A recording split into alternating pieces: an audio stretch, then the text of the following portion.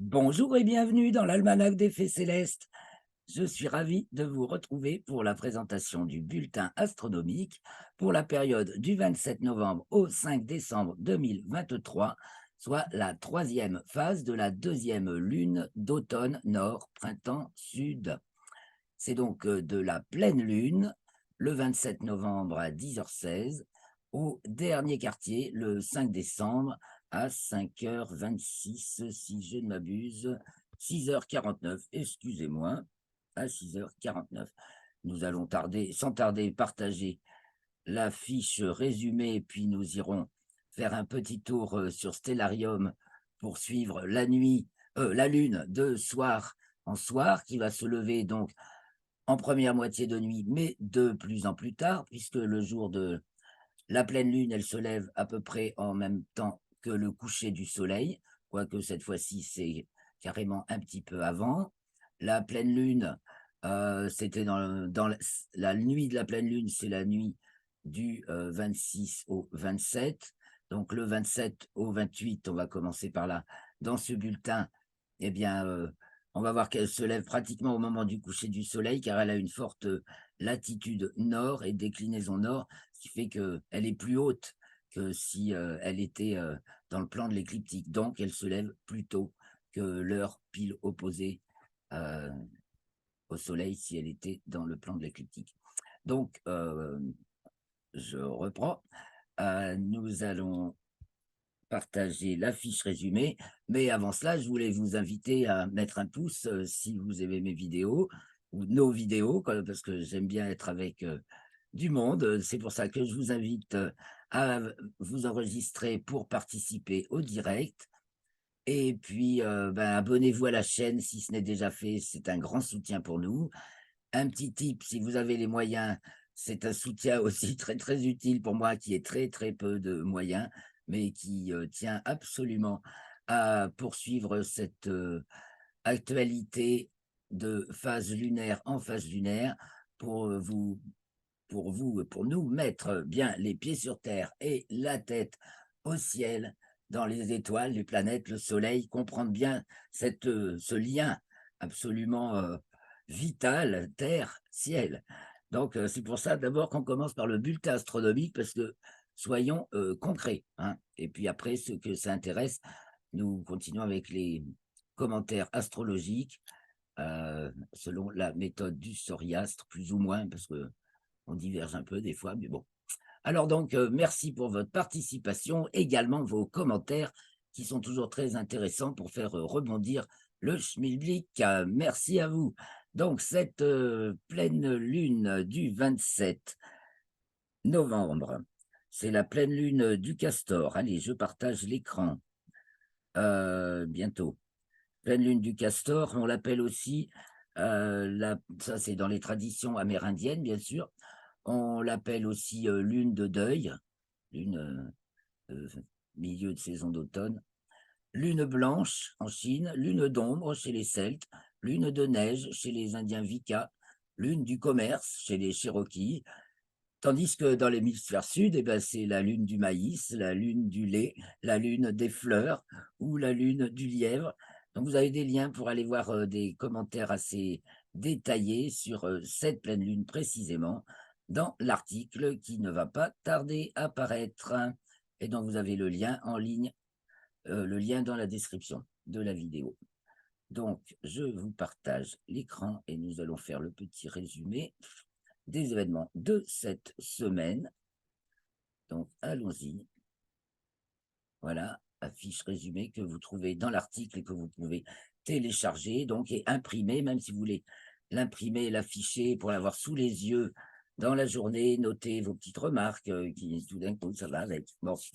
Alors donc, cette pleine lune, lundi 27 novembre à 10h16, elle est dans le signe des Gémeaux, donc le soleil opposé en Sagittaire.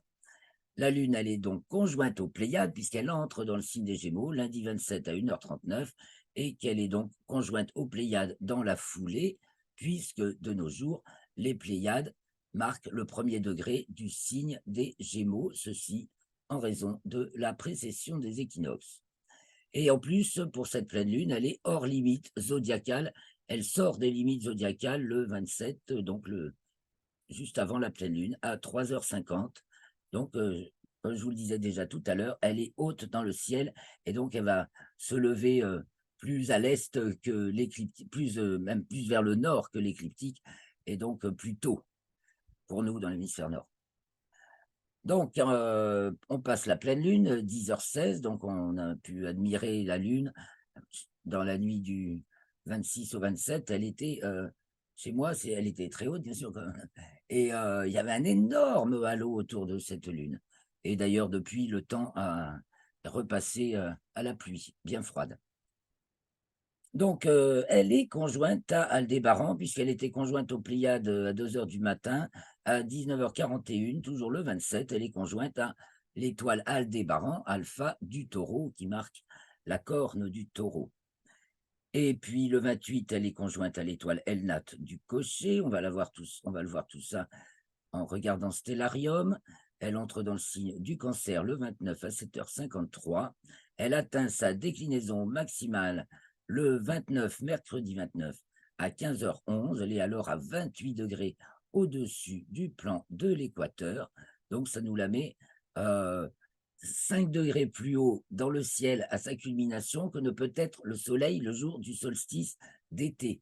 Donc, soit pour la latitude 45 nord, ça fait 80, 78 plus 3, 83 degrés de hauteur. Donc, elle est pas au zénith, mais elle en est pas loin, hein. 7 degrés. C'est incroyable, j'ai dû faire une erreur. 78 et 5, 83 pourtant.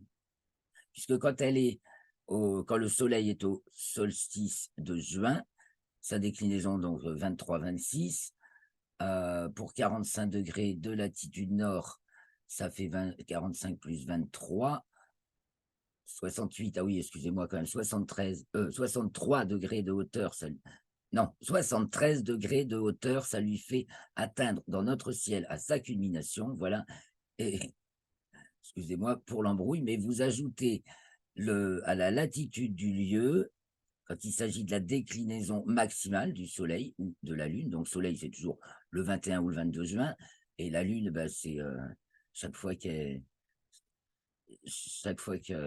qu'elle atteint sa déclinaison maximale, qui suit un cycle mais qui se décale.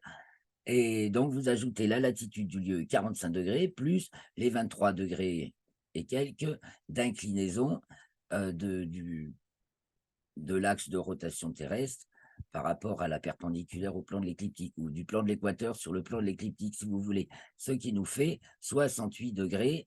Donc le Soleil, le 21 juin, culmine à 68 degrés.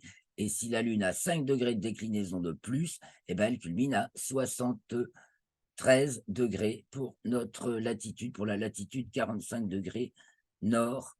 Si vous êtes à Paris, vous enlevez 5 degrés. Donc 68. Bon, alors je continue avec la Lune. Si vous avez des questions à me poser sur cette explication, n'hésitez pas, lâchez-vous dans les commentaires. Donc, elle entre dans le signe du Cancer mercredi 29 à 7h53, atteint sa déclinaison maximale mercredi 29 à 15h11. Et puis, elle atteint aussi sa latitude maximale vendredi 1er décembre.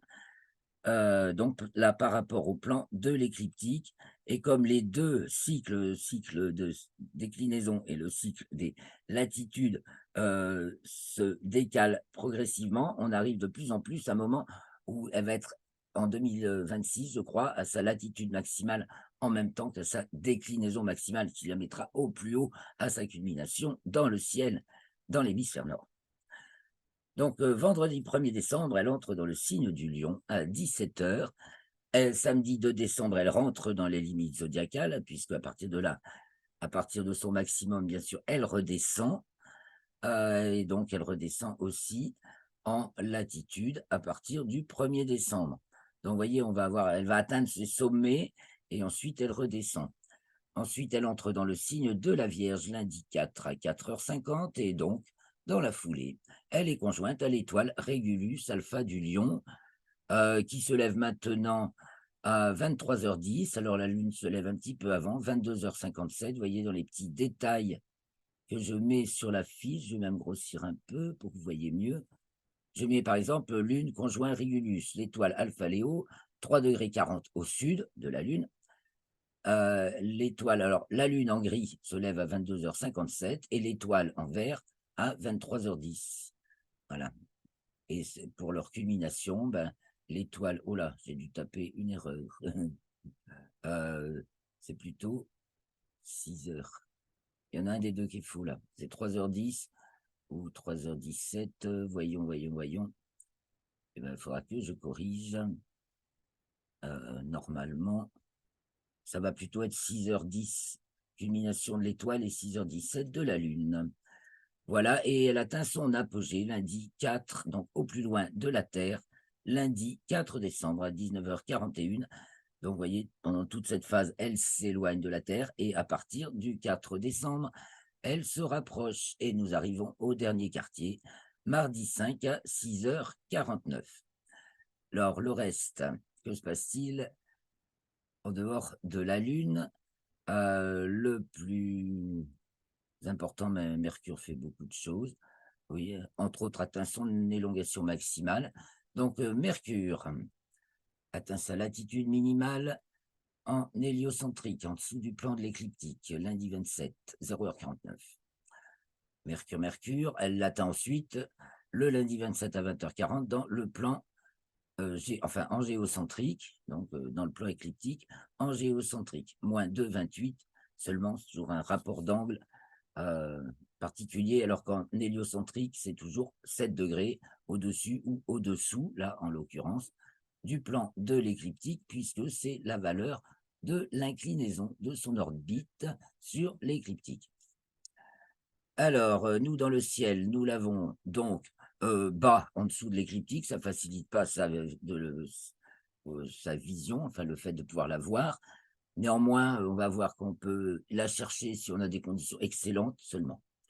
Elle arrive devant la constellation du Sagittaire. Elle était, oui, elle arrive devant la constellation du Sagittaire. Elle était devant Ophiuchus. Elle va y rester jusqu'au 26 décembre. Elle reviendra devant Ophiuchus, car elle va être rétrograde du 13 décembre au 2 janvier. Elle atteint sa déclinaison minimale, elle aussi, alors au plus bas, en dessous du plan de l'équateur, elle est hors limite zodiacale sud, et donc elle est hors limite zodiacale sud du 15 novembre au 15 décembre. Donc à partir de là, quand même, à partir de là, elle remonte. Pour pour la voir dans le ciel, plus elle va être haute en latitude, pour nous, plus ça va être facile. En héliocentrique, elle entre dans le signe des Poissons jeudi 30 à 4h38. En géocentrique, elle entre dans le signe du Capricorne vendredi 1er décembre à 15h31. Et elle est conjointe à Saturne en héliocentrique le 1er décembre à 20h34. Et elle atteint son élongation maximale à l'est du Soleil, donc elle est du soir. Élongation ouest, Mercure ou Vénus du soir. Élongation ouest du matin. Alors, donc, elle est dans le ciel du soir, elle est à son élongation est maximale, 21 degrés à l'est du Soleil, c'est pas énorme. Et comme elle est bas en dessous de l'écliptique, comme je vous l'ai déjà dit, elle est quand même pas facile à voir. Mais bon, si vous avez d'excellentes conditions, un horizon dégagé, une atmosphère limpide, eh bien, vous pouvez. Voilà pour Mercure. Alors, qui c'est qui fait quelques événements également? Neptune qui est rétrograde, revient un petit peu devant la constellation du Verseau jusqu'au 11 décembre, car elle reprend son mouvement direct le 7 décembre et elle fait vraiment un tout petit crochet devant le Verseau avant de repartir devant les Poissons. Ensuite, c'est Mars. Mars qui entre dans le signe du Sagittaire lundi 27 à 9h31. Et puis, que fait encore Mars? Elle change de signe aussi, elle arrive devant. J'ai oublié de marquer Mars en géocentrique. Non, elle est rentrée en Sagittaire la semaine dernière, oui, c'est bien ça. Mars arrive devant la constellation d'Ophiuchus, mardi 5 à 16h04. Elle va s'y trouver jusqu'au 31 décembre et elle arrivera devant le Sagittaire. De toute façon, pour l'instant, on ne peut pas voir Mars. Elle est tout près du Soleil. Elle est encore jusqu'au 16 décembre dans le champ du coronographe Lascaux C3 et elle commencera à pointer son nez en janvier ou février dans le ciel du matin, juste avant le lever du soleil, enfin un petit peu avant. Donc voilà, on a vu Mercure, on a vu Neptune, on a vu Mars, bah, il y a Vénus. Vénus, qui est au plus près du soleil, mardi 28 à 13h30. Donc tous les 7 mois et demi, elle passe au plus près du soleil, un cycle de 7 mois et demi à peu près. Donc ça la met à 107,4 millions de kilomètres, soit 0,718 unités astronomiques, donc 0,7 fois la distance Terre-Soleil. Elle est plus près du soleil que nous. Et donc là, quand elle est au périhélie, bah, c'est là qu'elle est le plus près et c'est là qu'elle va le plus vite. Mais l'orbite de Vénus est particulièrement ronde, ça fait pas une très grosse différence. C'est pas comme Mercure qui a une orbite particulièrement elliptique et donc un périhélie très rapproché et un aphélie très éloigné. Donc quand c'est périhélie, aphélie, nous parlons du Soleil, la planète par rapport au Soleil. Alors, en géocentrique, Vénus est conjointe à l'étoile Spica de la Vierge. Et ensuite, alors c'est le vendredi 29 à 20h09. Et ensuite, elle entre dans le signe du Scorpion le lundi 4 à 19h50. Je vois que j'ai oublié de marquer jusqu'à quand? Jusqu'au 29 décembre. Jusqu'au 29 décembre, donc ça, il faut que je rajoute sur mon fichier. Ah, mais je peux. Alors, je corrige en direct avec vous. Vénus, signe Scorpion, c'est vite ajouté. 29 décembre, et elle continue tout droit. Elle fait un tour complet, plus d'un tour complet de Zodiac depuis sa dernière rétrogradation, et elle sera à nouveau rétrograde qu'en 2025. Donc elle est devant, elle entre dans le signe du Scorpion jusqu'au 29 décembre, et après elle entrera dans le signe du Sagittaire. Voilà. Et puis j'avais une petite heure à corriger là aussi, hein, ça va être culmination 6h10. Bien, merci de votre patience.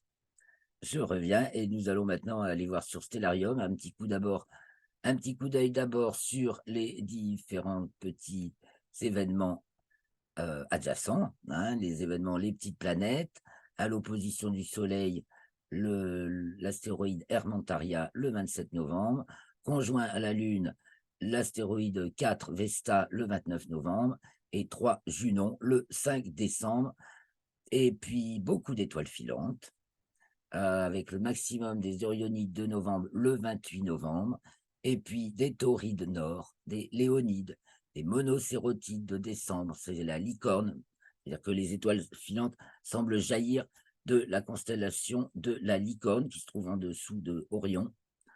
Les alpha hydrides, ça c'est l'hydre femelle qui se trouve entre le Cancer et le Lion, qui pointe sa tête, la tête de l'hydre, je vous en parle souvent, avec l'étoile alpha.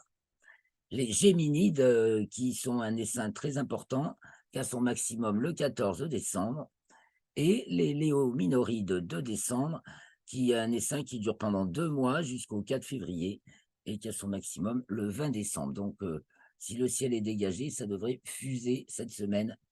Et puis évidemment, quand il y a pas de lune, de moins en moins de lune en début de nuit, donc pour celles qui sont du début de la nuit, comme les Orionides, les Taurides, les Monocérotides, voilà, c'est pas mal. Tandis que Léonides, bon, Géminides, c'est pas mal, ce sera le maximum, il n'y aura pas de lune.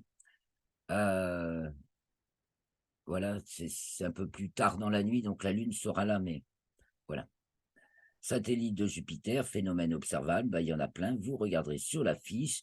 Et autre petit détail, eh bien, pendant que nous, on se les gèle à Nouméa, ils ont le soleil au zénith, c'est le 5 décembre, donc ça veut dire que Nouméa, c'est dans l'hémisphère sud, en Nouvelle-Calédonie, c'est la Nouvelle-Calédonie, donc le soleil qui culminait jusque-là du côté du nord, passe au zénith et après, jusque jusqu'au mois de janvier, je ne sais plus quel jour en janvier, et il culmine du côté du sud, et puis après il revient, il culmine au zénith, puis du côté du nord le reste de l'année, puisque quand même c'est entre les tropiques, Nouméa, mais dans l'hémisphère sud. À part ça, Aldébaran, justement du Taureau, au méridien à la minuit, le 3 décembre. Donc Aldébaran marque la minuit le 3 décembre. Si vous avez un très beau ciel, eh bien, vous pourrez peut-être voir la lumière zodiacale en début de nuit, donc dès la fin du crépuscule astronomique, dès le début de la nuit noire. La lumière zodiacale, c'est un cône un cône luminescent dû à je cherche le mot, avec la chienne qui aboie à côté, c'est terrible. La réfraction sur les particules en suspension dans le plan de l'écliptique, voilà, de la réfraction de la lumière solaire. Donc, ça fait un cône de lumière et devant l'est du Sagittaire et du Capricorne, et pointant vers Saturne. Et puis, les Parisiens, le 3 décembre à 13h, tâchez de vous trouver au rond-point des Champs-Élysées et visez l'arche de l'Arc de Triomphe, vous y verrez passer la Lune. Voilà, tous les détails sont dans la fiche. Et maintenant, nous allons, avec Stellarium, voir un petit peu, un petit peu visuellement ce qui se passe cette semaine. Donc, ici, nous sommes le 27 novembre à 18h. Le soleil vient de se coucher aux alentours de précisément 17h11. Donc, ça fait déjà 50 minutes, hein, soleil couché. La lune est bien pleine, comme nous allons le voir. Elle s'est levée au nord-est, hein, si je trace l'écliptique, vous allez voir la latitude, comme je disais, elle est au-dessus du plan de l'écliptique. Donc, elle s'est levée par là, alors que si elle était sur le plan de l'écliptique, elle serait levée par là. Donc, nous allons grossir, je grossis la lune, voilà, elle est toute ronde encore, mais la pleine lune est déjà passée, donc le soleil commence à se coucher de ce côté, sur la lune. Donc, un petit peu plus tard, dans la nuit, on va prendre 1 heure. Je réduis un petit peu, voyons tout le ciel. Vous voyez donc, elle est passée en conjonction aux Pléiades la veille, et elle est conjointe à Aldébaran. Ici, nous avons l'étoile Capella du cocher très brillante qui remonte. Donc, on regarde un peu ce qu'on a du côté de l'Est. Bien sûr, Jupiter, bien brillante aussi. Alors, je vais mettre comme indication plutôt lever, culmination et coucher.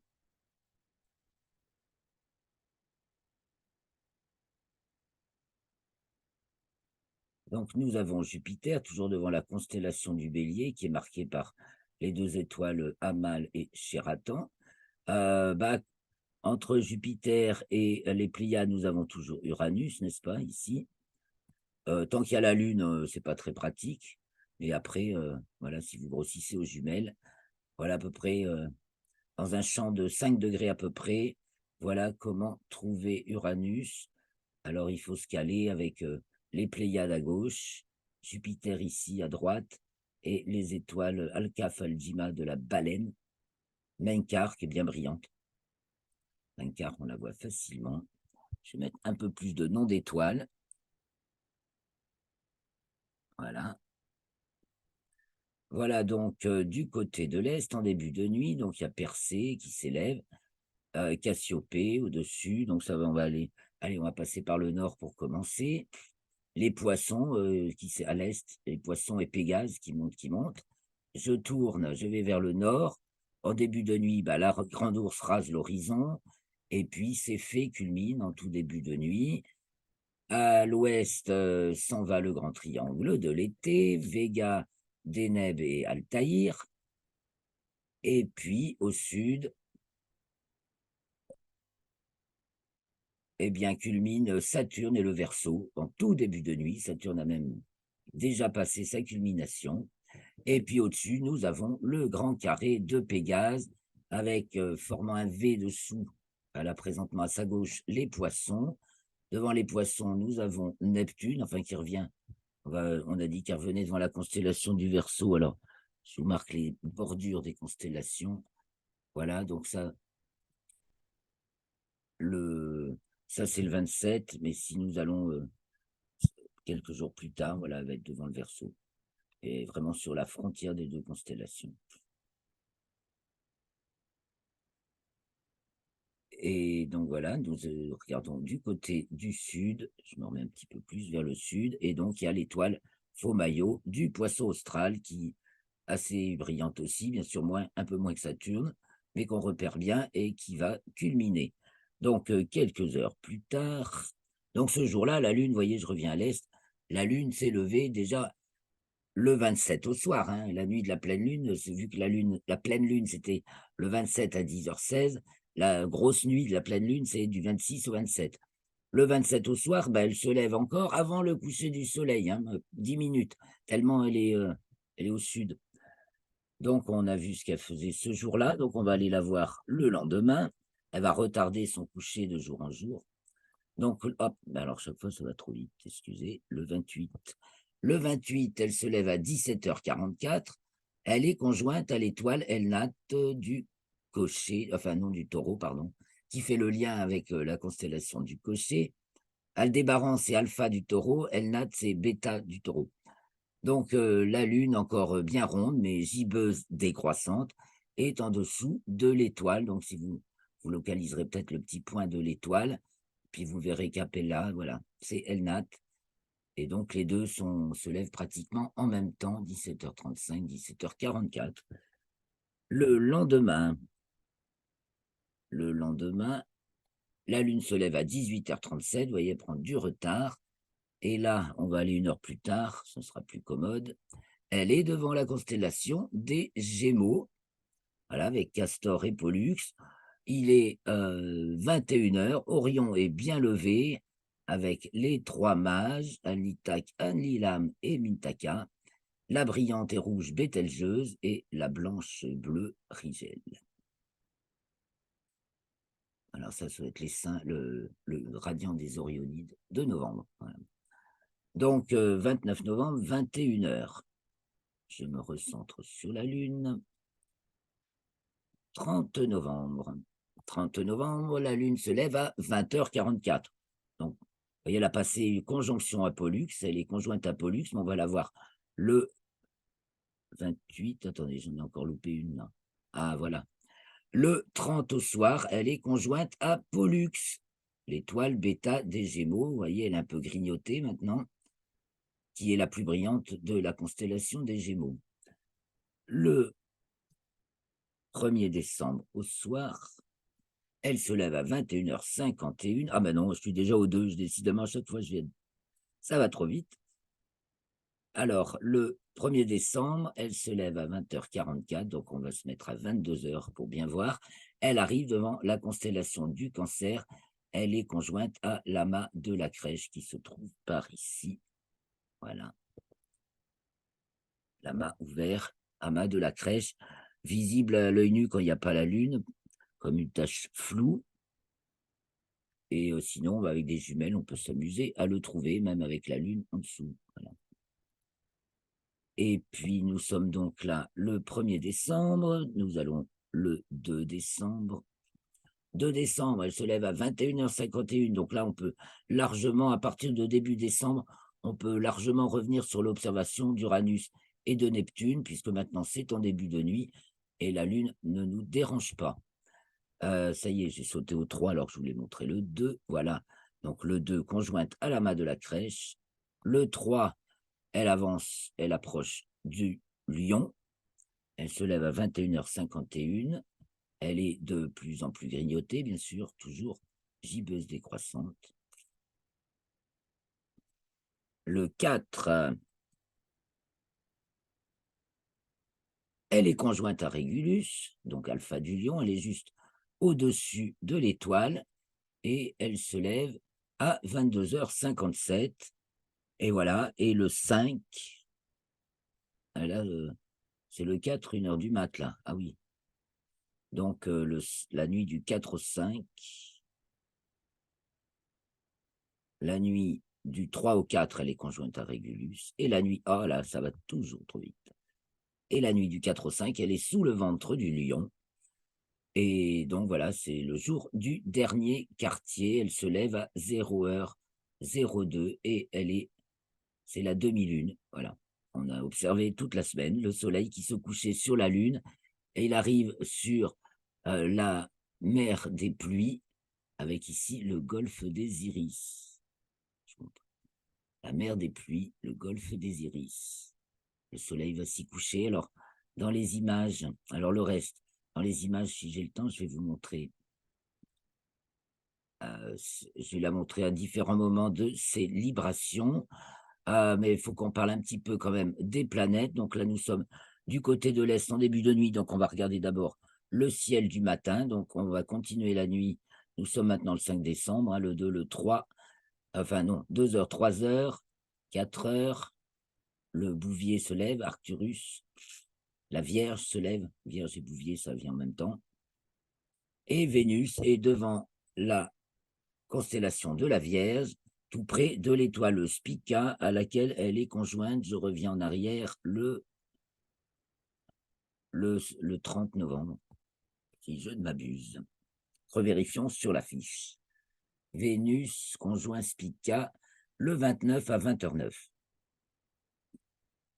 Et donc, vous voyez, comme elle avance vite, le 30 novembre, 1er décembre, 2 décembre, 3 décembre, 4 décembre, 5 décembre. Il est 5 heures du matin. Et ben voilà, il y aura aussi Mars qui va se lever, mais tout près du soleil, invisible. Donc un petit tour sur ce ciel du matin. La nuit le ciel a tourné. Donc voilà, on avait quitté le nord, notre horloge céleste. Si vous voulez l'horloge céleste, vous tournez vers le nord. Donc en début de nuit, c'est fait culminer. Ben voilà, tout au cours de la nuit, c'est fait est descendu, suivi par Cassiopée. Tandis que la grande ours, qui était au ras de l'horizon en début de nuit, a grimpé toute la nuit et il se retrouve à planer là-haut sur le dos à la fin de la nuit, tandis que le dragon et la petite ours se redressent du côté de l'est, bien sûr, du côté de l'est. Ça monte, du côté de l'ouest, ça descend. Donc voyons ce qui s'en va du côté de l'ouest, justement en fin de nuit. Eh bien, tous nos amis de l'hiver, c'est normal. Donc le grand G de l'hiver, Aldébaran, Capella, Castor et Pollux, Procyon du petit chien, Sirius du grand chien, Rigel d'Orion, les trois mages, et puis Bételgeuse, j'aurais dû partir de là, Bételgeuse, Aldébaran, Capella, Castor, Pollux, Procyon, Sirius, Rigel et les mages. Et voilà, vous avez formé le G, les étoiles les plus brillantes qui sont dans le ciel d'hiver, voilà, et qui culminent à peu près au milieu de la nuit en ce moment. Et donc en fin de nuit, ben, nous avons le lion qui arrive à sa culmination, et comme c'est le dernier quartier, la lune arrive à sa culmination en fin de nuit. Il est que 5 heures du matin, c'est pas tout à fait la fin de la nuit, qui est plutôt à 7 heures. Voilà. Et donc, à la fin de la nuit, le lion culmine, trône. Voilà, alors je crois que j'ai un peu parlé longtemps. Je vous montre quelques images, il n'y en avait pas beaucoup à sélectionner cette fois-ci, donc ça ira vite. Mais quand même, je suis ravi de les partager avec vous. Donc une petite animation de Jupiter du 13 novembre, c'est presque la même que celle de la semaine dernière, mais pas tout à fait exactement. Vous pourrez comparer puisque là, la tache rouge est ici, tandis que sur la précédente, elle était au milieu. Voilà, je grossis un peu. Voilà, on voit la rotation, qui est d'ailleurs très rapide, de Jupiter. Jupiter est la planète la plus rapide à faire sa rotation des planètes du système solaire, en 10 heures et quelques. Cette énorme planète fait un tour complet sur elle-même en 10 heures et quelques. Nous, 24 heures, enfin 23 heures 56 minutes précisément. Voici la Lune, là c'est donc le 1er décembre à 2h30. Elle est à sa libration maximale en latitude, si je ne m'abuse. Et donc, en tout cas, on voit le Soleil qui se couche sur les cratères Atlas et Hercule. C'est le moment de les repérer. C'est ce duo de cratères, voilà, qui est sous les feux du soleil couchant, donc 4 jours après la pleine lune. Et sinon, 4 jours après la nouvelle lune, soleil levant, et 3 jours après la pleine lune, soleil couchant pour voir Atlas et Hercule. Ça, c'est l'atlas virtuel de la Lune, un logiciel gratuit, super pour découvrir la Lune, explorer tout. Et puis le 28 novembre, donc c'est avant, elle est à sa libration minimale en longitude. Donc là, ça veut dire qu'elle montre son ouest au maximum. On a ici la mer des Crises, et là, ça met en évidence un petit cratère juste sur le terminateur où le soleil commence tout juste à se coucher. C'est la Pérouse. Alors ça, c'est une photo par contre. Une photo de Bélier 1762 sur AstroSurf Gallery. Et donc, c'était la lune du 21 novembre. Donc là, elle était croissante. On voit le soleil qui se lève sur la mer des pluies et le golfe des Iris ici. Tandis qu'à la fin, le 5 décembre, on va le revoir s'y coucher. Ça aura fait un jour lunaire. Une petite photo de notre soleil avec beaucoup de taches. Il est redevenu très actif la semaine dernière. Les dernières semaines, il y avait un petit peu une accalmie, mais alors là, il est reparti plein pot, très fort dans son activité. Et donc, une photo simple et néanmoins réjouissante parce que ça fait de la couleur dans cette période grise. Et puis alors là, on finit en beauté en couleur, une vue de James Webb Télescope sur le centre de notre galaxie, donc avec des yeux infrarouges qui révèlent des choses encore bien surprenantes et qui continuent à remettre en question tous les postulats cosmologiques qui s'avèrent tous être à réviser et qui vérifient toujours beaucoup la validité du modèle Janus de Jean-Pierre Petit en particulier. Voilà, alors je m'arrêterai là, j'arrête le partage. Je vous souhaite une très bonne semaine, en espérant que nous aurons quelques fenêtres sur le ciel. Je vous donne rendez-vous lundi prochain pour le prochain enregistrement. Ce sera donc le 4 décembre, lundi 4 décembre, 17 h, enregistrement du bulletin astronomique. Eh bien, merci pour tout, votre présence, vos pouces, vos commentaires, et à bientôt les amis.